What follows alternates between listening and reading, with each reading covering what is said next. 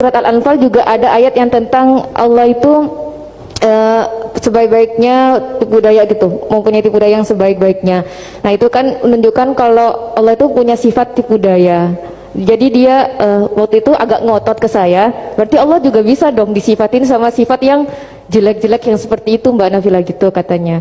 Menurut antum itu gimana? Saya juga masih belum jawab sampai sekarang pertanyaannya teman saya itu, karena saya masih bingung gitu. Jadi saya tanya sama Gus gitu, mungkin ada pencerahan gitu buat saya menjawab gitu. Terima kasih. Assalamualaikum warahmatullahi wabarakatuh. Di antara balaghah itu ada namanya wal ityan bil kalimah lil musyakalah.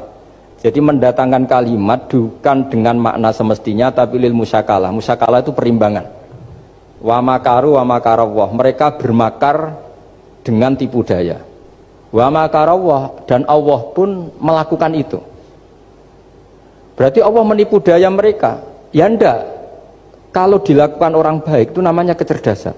Tapi kalau dilakukan orang dolim itu namanya tipu daya. Jadi misalnya gini, ada orang bikin alarm supaya maling itu terdeteksi atau pakai CCTV, itu namanya kecerdasan. Tapi kalau maling pakai CCTV untuk kalau nyolong, ngerti pergerakan yang punya rumah. Jadi sama-sama melakukan itu tapi beda. Nah, di balaghah itu ada istilah musyakalah. Musyakalah itu ayat itu sebenarnya banyak, Mbak. Ada yukhadi'una Allaha wa huwa khadi'uhum wa yamkuruna wa yamkuruwah wa makaru wa makaru, itu banyak. Jadi di antara sisi yang harus kita pelajari dari ilmu balaghah adalah kalimat itu banyak yang tidak semestinya. Quran itu ada sekian kalimat yang maknanya itu proporsional.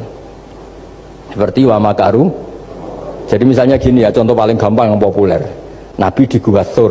Gua Thur itu ya gua Arab ya, kedalamannya tidak banget dalam.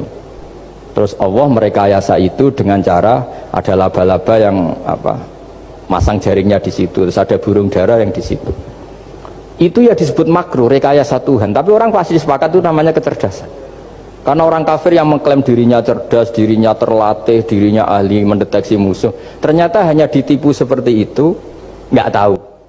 Nah karena ini pekerjaan kesalehan disebut kecerdasan. Apa disebut? Tapi andaikan sebaliknya, nyuwun sewu, ada orang lari dari kejahatan terus merekayasa seperti itu, disebut rekayasa karena bentuknya kejahatan. Jadi ada sesuatu yang sama tapi ketika dilakukan orang soleh itu baik, karena nanti itu disebut kecerdasan. Kalau dilakukan orang dolim itu buruk karena itu disebut rekayasa. Ya kira-kira seperti itu.